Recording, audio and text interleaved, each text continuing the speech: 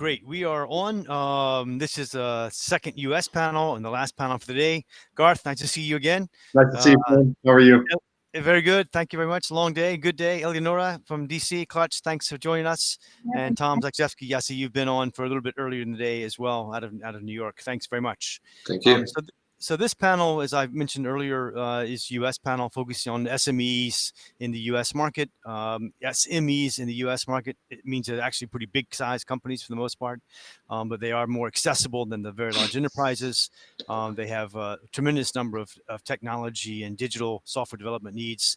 And as we are coming in from Central Europe, the topic is what can Central East European technology companies, digital service providers do to get more business from those U.S. companies. And let's start with Garth, since you're the veteran from last time around. I'd like each of you to do a very quick introduction of yourselves and your company, and then just kind of take a stab at the comments. Garth, over to you to start with. Thanks for having me, Tom. I started in Silicon Valley. I'm from San Francisco. I started in Silicon Valley in 2008 when things started to go, and they're still going. Obviously, it's very different now than the atmosphere in 2010, 11, 12, where it was really, really exciting and really electric in Silicon Valley. Everything was possible. I started helping on the enterprise side. I was interfacing with the P&Gs of the world, and I started helping them really navigate that world. They were worried back then, and now they're really worried. Yeah, so that's really what I do. I'm a sort of between large enterprise, small, medium-sized businesses as well, which, as Tom says, are large companies, and the startup world, emerging technology. Okay, great. Eleonora, please. Sure. So Eleonora here. I lead the strategic partnership efforts here at Clutch. In Clutch, we are a Washington, D.C. based business-to-business ratings and review site focused specifically on small and medium-sized businesses. And our goal really is two-sided. On the one side, helping small businesses that focus on business-to-business services from all over the world. So be it Central and Eastern Europe or US or Latin America, really be able to get their name out there, do some online reputation management, and really get in front of as many buyers as possible. So what we do is list companies from all over the world. We currently have over 200,000 providers listed on Clutch and get them reviewed. So we take it upon ourselves to collect client reviews from these companies, get those reviews verified, listed on their profiles, to, on the flip side of that, help business buyers looking to hire a provider, be it a development shop, an advertising firm, commercial real estate firm, whatever have you, whatever need they have, they can come to Clutch, really learn about the different companies that are out there based on any location that they're looking for, budget, specific technology, and from there really figure out who's the best for my needs, and really facilitate those connections between buyers and sellers of business services. And we are pleased to be your newest strategic partner, because on our website, CEE Digital Services, we are co-branding all of your data for Central East Europe. So for those companies in Central Europe who are listening to us, when you go into the Clutch database, you will automatically be repositioned through CEE Digital Services website as well. Tom Zakrzewski, good old Polish name there. Please tell us a bit about yourself. It is actually, I'm Polish. I moved to the US in '88 and been for over 30 years here in the US. But visiting my old country almost every year.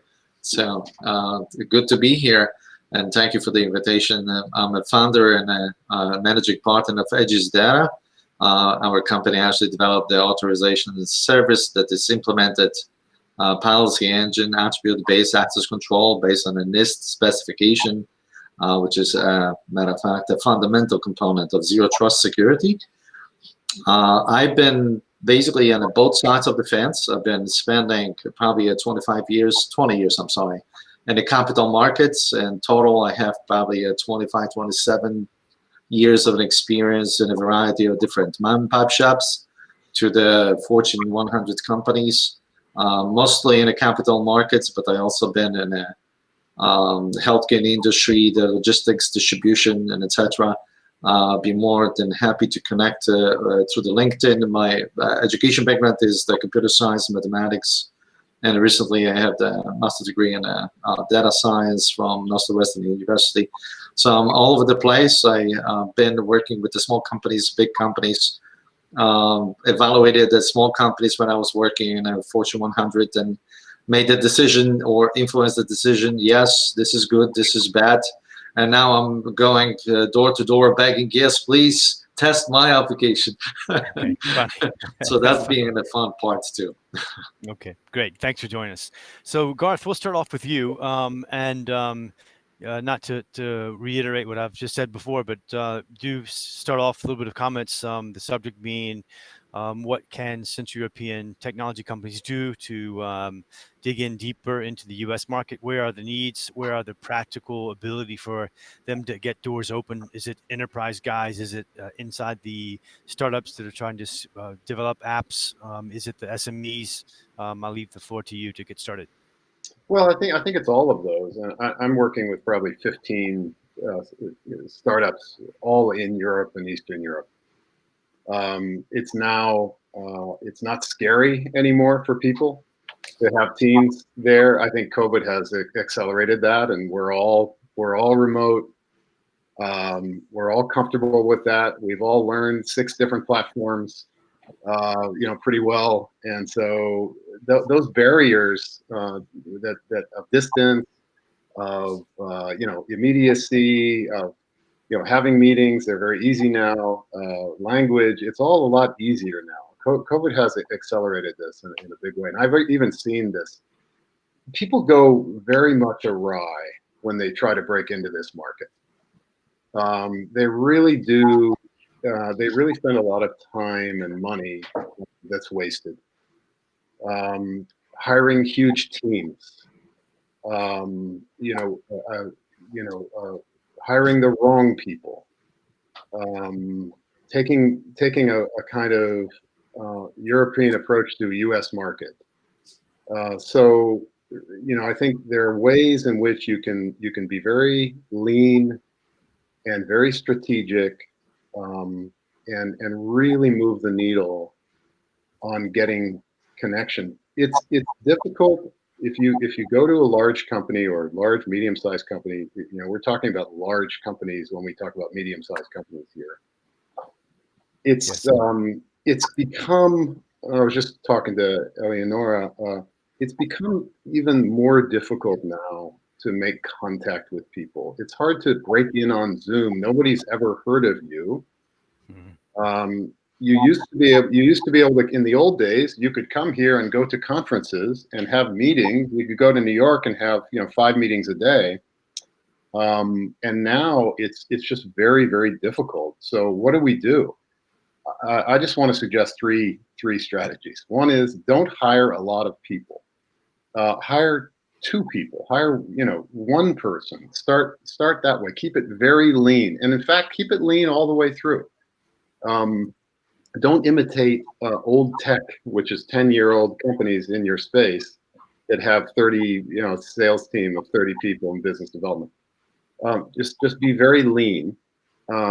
Secondly, educate people. So there's this huge gap between these companies' knowledge and your knowledge. So the way that you do that is you set up your own kind of conference. It's so easy now, and it's free on these platforms. And have a 6 or 8 of those people invited to something on a weekly, on a monthly, on a 2-month basis, where you educate them about emerging technology, whatever your category is. It's not sales, it's education. And that will open the door. Education will open the door. There's this vast appetite for knowledge in all categories of emerging tech. So start by educating and helping them understand, because they need to understand, and then they will reach out to you, and then we can go more in detail about detailed strategy of how to meet people. But just those things alone which are not done very frequently, will go a long way to opening doors. And Eleonora, you are in a way opposite of that. You say don't meet people. Go to my database, my website, and meet them via the listings. So, what's your view on all of that? Sure. So I think if you're looking at how business-to-business sales has kind of changed over time, we've seen quite a bit of influence from the business-to-consumer sales process.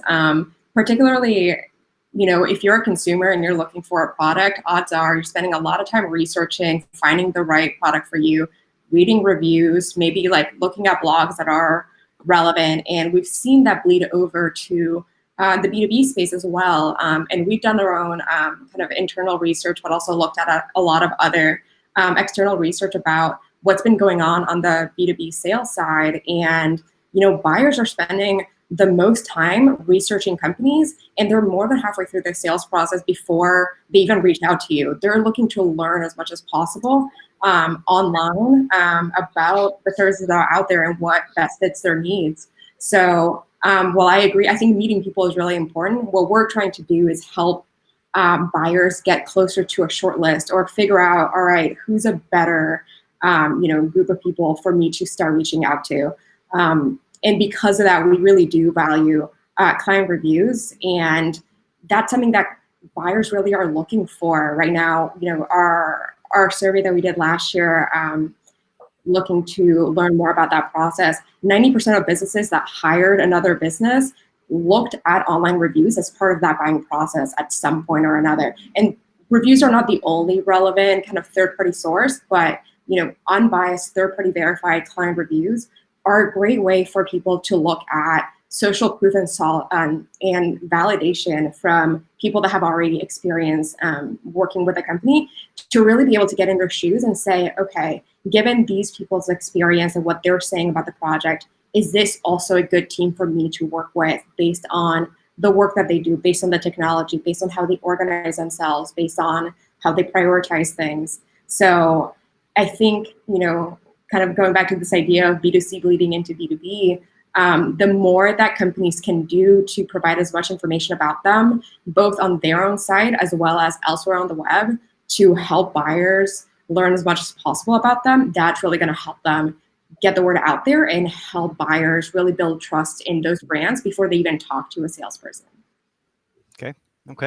All right. Tom, from your perspective, you are not in the same spaces as Garth or Eleonora, but tell us a bit about what your perspective would be, having been there for so long in the US and being Polish. Tricks of the trade, things to do right, things to do wrong. What's your perspectives, please? So I think it all depends on the size of the company, where they are with the product, right? But I agree with both of my panelists. There are basically 3 ways to enter the market, right? You can go individually, you can knock the door and try to do this, okay? And if you know someone over there that's going to connect you with someone like a decision maker or someone who's going to have ears for you, then you're going to be a lucky person. But how many people you will know?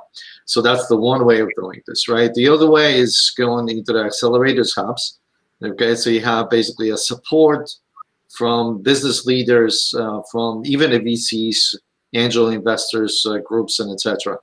Okay, so that's all depends on where you are, okay? Because if you do have the product, going into the accelerators hubs, they really not help you as much as you don't have the product yet, or you have just the idea and you just basically looking for the seed investments and etc. Right? I mean, keep in mind, okay, that if you have the product, then you don't have enough funds actually to get the patents done. Okay, there's basically just 99% of the sharks over there that may take your ideas and run with basically just the companies that they already invested in. So you have to be very careful about this. I mean, sometimes you just don't have an option and you have to choose that. Or the third one, which is preferable, okay, partner with some industry leader or some industry that, it's some company that penetrated the industry and will willing to partner with you on a complementary basis. Okay, so for example, if I have the product A and a company that is already established in the US have a company B, have a product B, and that's like a nicely complement each other, or will be basically just a mutual mutual benefit. Basically, just a marketing message actually will be expanding instead of targeting very narrow, customer base from company A and a company B. Okay, then you basically accelerate, having a different type of message, and that's basically is preferable way. Okay, because you have to partner with someone that is already established in the market. Okay, to penetrate this market, to get any actually ears in that market.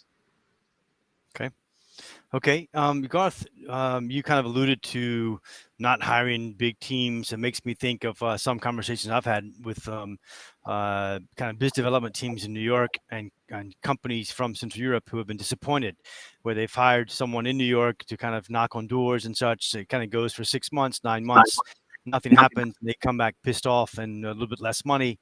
What are you guys doing that's different than that?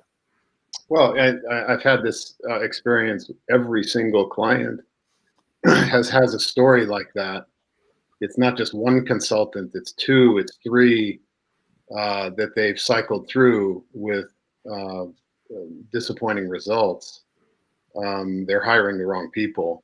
And those people are also not well positioned to do that work. We're working with companies. So on the enterprise side, there's this journey that's occurred over the last 10 years. Innovation used to be at a company like P&G, one person running around San Francisco meeting with startups. That was called innovation at a huge global company. There were not these. It probably worked. It probably worked back then, right? It was a great job for him, right? It was a fantastic job for him. But when you as that world exploded, and that was before AI, before machine learning, before autonomous driving, before robotics, before companies were already worried, oh, how's this stuff going to impact us? The first iteration of innovation was, what is the model? Like, how should we do this? What is the model that works? And they went through all of this consultants to try to figure that out. The second iteration was technology. Well, let's have a platform that just does it for us, right, on the enterprise side. And the third iteration is the CEO saying, where's the return on this? Right? We're spending millions and millions of dollars. We have this massive innovation group, MasterCard, P&G, Citibank, J&J, huge groups, AB InBev, etc. Where is the new business, right? So now we're in the ROI phase. So so it's interesting to know the landscape that you're entering into, to look at the evolution and what is happening right now. Because if you enter into the first stage and you're actually in the third stage, and very often these consultants don't really understand this. I find the innovation groups very sophisticated now. They have labs, innovation groups, even to some extent these internal accelerators. This is a way in that is often neglected from the sales-minded, startup coming to the U.S. This is a fantastic way in now because those people are sophisticated enough to navigate that company for you, and often they don't reach out to those people. So I would just say find the right people. It's not easy. It's not easy, right? Easier said than done. Yeah. Yeah. It's yeah, exactly. Okay. So, question about incubators and accelerators and VCs. How much of a source of business could that be for companies doing software development? I mean, there are companies in Central Europe who specifically have that as their core focus, is latching on to those companies once they get funded and say, we're going to help you develop whatever your product is in the next 1 month, 3 months, whatever it might be. How much of a source is that? Is that for me? Anybody? Who wants to take it? Yeah. Eleonora? You guys. Eleonora? Sure. I think when we're looking at the market, being a business services company is hard. Standing out is hard.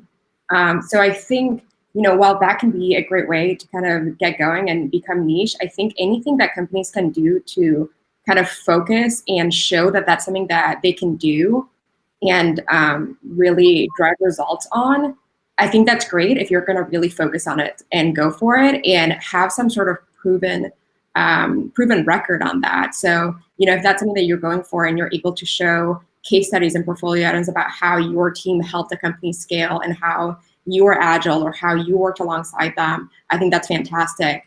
But I would say, something that I also see is companies claiming that they can do everything and, just have, be it blog posts about the different industries that they work in or all those things. I think the more that people can do, you definitely don't have to pigeonhole yourself at all, but, go after a few different types of clients or types of industries that you go after and prove that you can deliver there. I think that's really going to help you keep moving forward in those areas.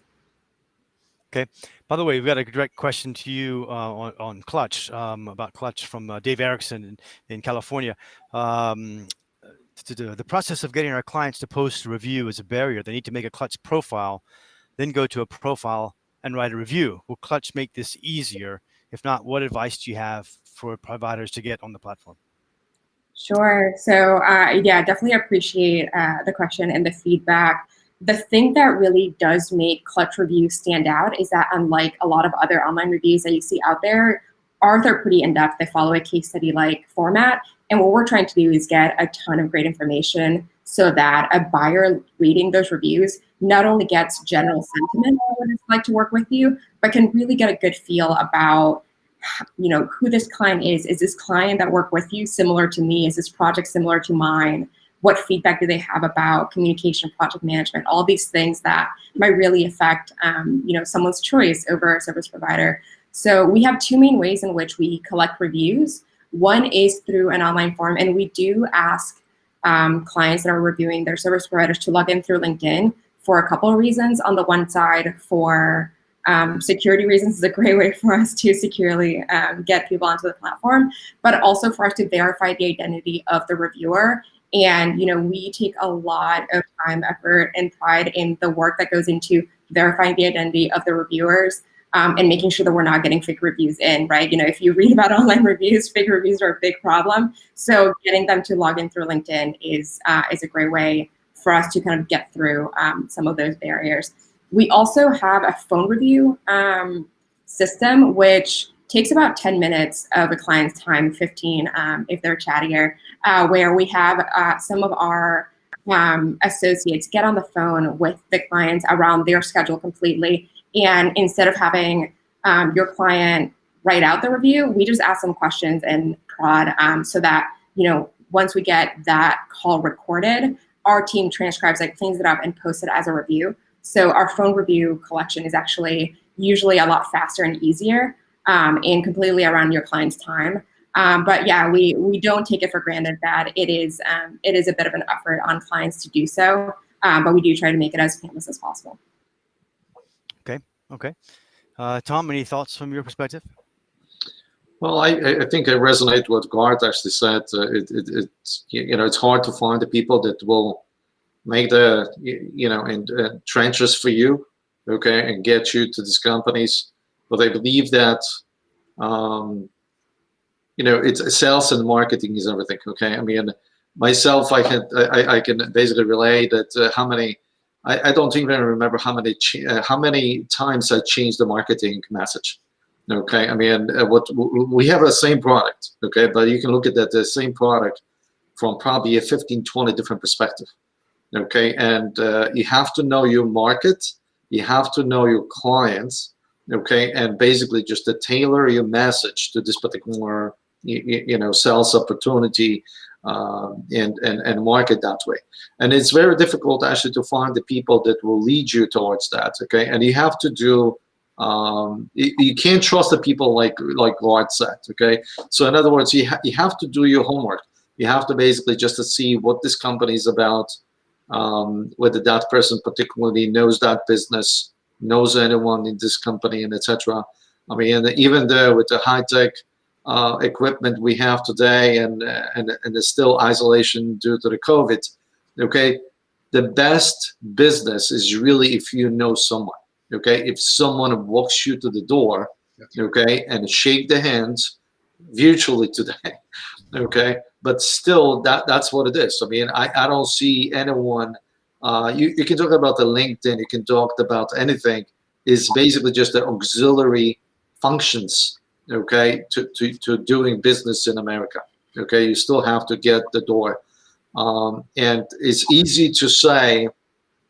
It's easy to actually do the growth of the business and do all the planning when you have one or two customers. Okay, but the hardest thing is to get these two customers.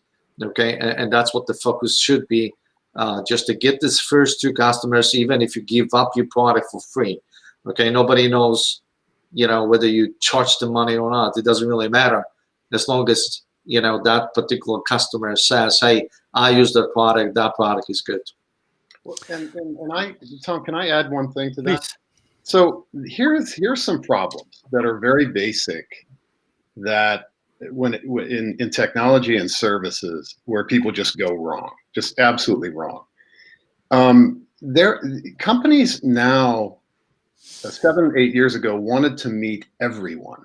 They went to South by Southwest. They went to everything. They wanted to meet every startup. They wanted to see every new technology that was happening. Now they actually don't really want to meet with startups anymore.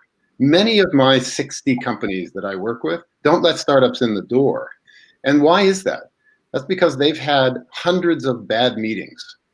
It's exhausting. And it's exhausting, and it's a waste of time. They have jobs to do. There's still the same number of those people on the decision side. And now there are 100,000 people on the other side in very crowded spaces, all trying to meet this. So, and here's what I mean by a bad meeting. A founder is doing sales, probably already a tough situation. They come in and show 30 slides, say, isn't it amazing, and leave. And they don't actually understand or ask about the problems that the company's trying to solve. And they actually don't very often understand the business that company is in. So when finding someone, the right person, find someone who has experience on the enterprise side, not on the startup side, right? Because what we actually need to do is talk to them about their problems. What are you trying to solve? So there's just this misfit kind of meeting going on. Right. And you're right. And so that's just one example of how that climate has drastically changed. No, if I may, I absolutely agree with you. Okay, I mean, but that's what the startup is for, it, right? I mean, that's what the startup is. Okay, we are the kindergarten. Okay, we are learning step by step. Okay, and that's why I feel like, you know, that you have to partner with someone who is already entrenched into this market. Okay, because they will help you out. Okay, they will not treat you like a big enterprise. Okay, because they don't need your product. Okay, they will see you as the partner. Okay, as the complement to their product, so they can expand their customer base as well. Okay, now I think you raise an interesting point. Okay, you know, why that has been changed, and I believe because I've been basically in a large companies as well, and I was in an M&A team. Okay, and also reviewed the basically. A certain modeling as well, because from the data science perspective, okay, like a country risk, doing business in a country, what is the risk doing in a business in a country? Okay, and there's a lot of software like an Lexis, okay, which basically evaluate all these companies, okay, how risky, okay, is to do the business with this company, okay, and that especially is for the Eastern European countries, okay, because financials, healthcare, a lot of different industry that's on their heavy regulations. Okay, they have to go through the compliance list check. Okay, and they looking into that. Okay, how is risky actually to do the business with the Ukrainian company, or with the Polish company, or with the Romanian country? Okay, they have the scores. Okay, and I tell you that if you don't have a physical presence in the US, okay, your score was going to be much lower than those companies that have the presence. And as your startup, you're not going to have a presence in it. Okay, so for that reason, okay, anything that comes out of the Eastern European, Central European countries, okay, especially from those countries that just recently joined the European Union, okay, they have to almost, okay, find out the partners in the U.S., Canadians, or Latin Americans, partners that already are entrenched in the U.S. market and go together. They can convince basically those companies. Okay, that's how I see it. That's how we are basically moving forward, with an exception of few companies that I know basically directly, the C-level suite. Okay, and even though I know that companies, okay, C-level suite is not that easy to come into the door. Okay, so I think that the sales, marketing, understanding what the problems are, changing basically your message, because not the technology is drive anything, but only marketing and sales, unfortunately, or fortunately for some. Okay, and basically just to find these people from these companies that you can partner with and go to the market, to the customer with those companies. Okay, Eleonora, let me ask you a bit about Clutch. And do you have any anecdotal evidence or feedback in terms of what is the growing acceptance among U.S. companies to hire Central East European tech companies? I mean, there's not a real answer for that question. I'm just kind of curious how that's changed over the years. Sure, and I'm going to be careful to not make huge generalizations, right? We're talking about not only tons of countries, but tons of companies and countries, tons of people in different companies. So with the caveat that my answer will be a little bit generalized. I've actually done, quite a few hundred of those client interviews and talked to a lot of US-based clients that hired service providers in Central and Eastern Europe. And, we've seen quite a decent shift over the past, say, 5 to 10 years of, more information about US-based clients working with service providers in Central Eastern European countries. And I think particularly, seeing evidence of great relationships, great outcomes really does facilitate that and push that forward. And I think when we're talking about kind of the CEE region in general, there are quite a few different areas where, say a US-based company might want to outsource or might be open to outsourcing their development projects to. And I think, what we've seen, and once again, careful to not overgeneralize, we've heard quite a bit of anecdotal feedback about how great those regions are to work with, specifically in terms of kind of clear and open communication, transparency through project management. And I would say, as far as outsourcing locations, not necessarily the cheapest option, but a pretty solid sweet spot of kind of quality for the cost. And because of that, as people are reading more and more feedback about, work that these companies have done, I think, that there's been a lot more trust and transparency there. So yeah, definitely a lot more kind of openness to outsourcing there for sure. And Okay. so I found the climate just totally different than it was 5 years ago, just absolutely positive. If you hire a studio here, they're also outsourcing. Of course. Right? So you are outsourcing in Yes. almost 90% of the cases, because they've figured out that honestly the work is superior in places like Hungary.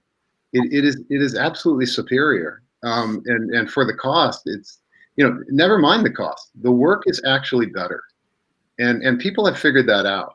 And so, especially CEE, every company I know has some tie and some small team or large team or something going on in Eastern Europe or Ukraine. But that even is broadening to other countries that you didn't hear about so much. So, yeah. All right, good. We're going to begin to wrap up. I want to stay on schedule at 5:15. Any last comments? And Eleonora, to my comment to you, I'm going to lean on you harder for next time, more promotion to your U.S. clients for our next events. Okay, I'm coming after you. Okay. All right. So, Tom, have you any final comments, and then Garth and Eleonora, and then we'll wrap up. I think Yes, yeah. So in my opinion, even though I'm leaning heavily toward the one option, which is partnering, you can't discard any other options. Okay, I mean you have to be vigilant, but you have to be wide and open. Okay, if you see any opportunities, you just focus on it and go. Okay, even if this is just the only accelerator hubs, and this is the only one of your option is not the favorable for you, you have that option. You should just take the advantage of it. Okay, the same thing with the direct contact. Okay, so even though I'm saying, yeah, this is the best one, is the best one for me because I have basically a certain place myself in the marketplace and then product wise and etc. Okay, but may not be the best one for you. So you have to look at that from all these three options. You have to be doing always the homework just to look at which options will be more viable for your success. Okay, Eleonora? Sure. I might close this out with an absolutely shameless plug about Clutch. I will say, being listed on Clutch, getting reviewed, it's a completely free service. We do have kind of additional advertising services, but as far as not spending your marketing budget or your marketing team spending a lot of time, get on the platform, reach out to your clients to get reviewed. We do all the work for you. And once again, it's free to get listed. It's another way for you to kind of keep building up your pipeline and building up your presence and getting more exposure all over the world. Well, I suppose now that we have this partnership on CEE Digital Services, you'll see the Clutch should explore like a rocket right now. I love the idea of a technology and a very hands-on solution combined together. I agree. I think so too. So, Eleonora, I will absolutely like to do that with you. My feeling is it is possible to get traction. It really is possible. There's an enormous appetite out there for solutions. And people know that this part of the world is really, really good and really excellent. You just simply need to start to really, in a smart way, penetrate this market and meet with decision makers. And I think you do that mainly through an educational approach. Okay, great. We are going to wrap up there. We're right on time. I'm gonna go back into the other stage, let's say, so to speak, and go through the awards and talk a bit about the next events. In the meantime, Garth, Tom, Eleonora, thank you all very, very, very much for your time Thank you. this afternoon, for being on the jury as well, and stick around with us for the next 30 minutes if you would. Yeah. The little denouement of the afternoon. Thank you guys very much. Thanks, Tom. Talk to you soon. Take care. Thank you. Great. Bye, Ellen.